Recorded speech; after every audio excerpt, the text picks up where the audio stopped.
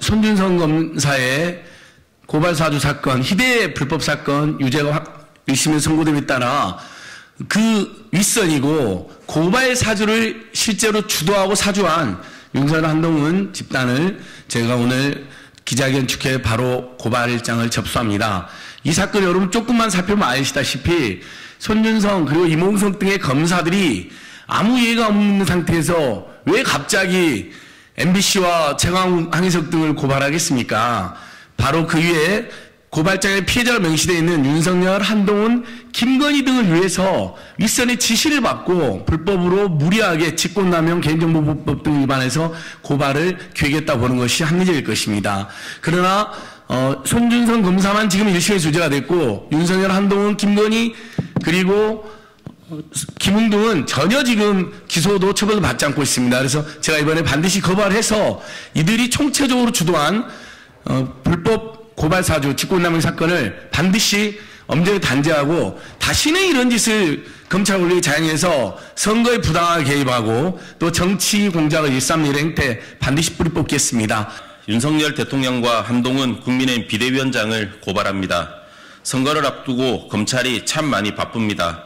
바쁘긴 한데 선택적으로 바쁩니다. 온 국민이 하라는 김건희 여사의 도이치모터스 주가 조작과 명품백 수수 의혹은 손대지도 않으면서 지난 정부 인사들에 대한 수사에 열을 올리고 있습니다. 그런 가운데 법원이 검찰의 고발사주 사건에 유죄 판결을 내렸습니다. 검찰개혁을 하겠다는 당시 정부 여당에 타격을 주기 위해 야당 의원에게 고발장까지 써주면서 고발을 사주해 공무원의 정치 중립 의무를 대놓고 위반하며 선거에 개입하려 했다는 것입니다. 아무리 검사 대통령의 검사 비대위원장 시대에 살고 있다지만 이 정도면 검찰의 정치 중립 의무와 선거 개입은 습관성이라고 볼 수밖에 없을 것입니다. 반드시 검찰개혁을 해야 하는 또 하나의 이유가 바로 그것입니다. 이번 판결의 핵심은 조직적 공모와 실행입니다. 법원은 손준성 개인이 아닌 대검 수사정보정책관실이 고발장 작성과 전달의 주체임을 분명히 했습니다. 모든 조직적 범죄 행위가 그렇듯 몸을 움직여 실행하는 자는 하수인에 불과하고 고발 사주를 사주한 자가 주범입니다.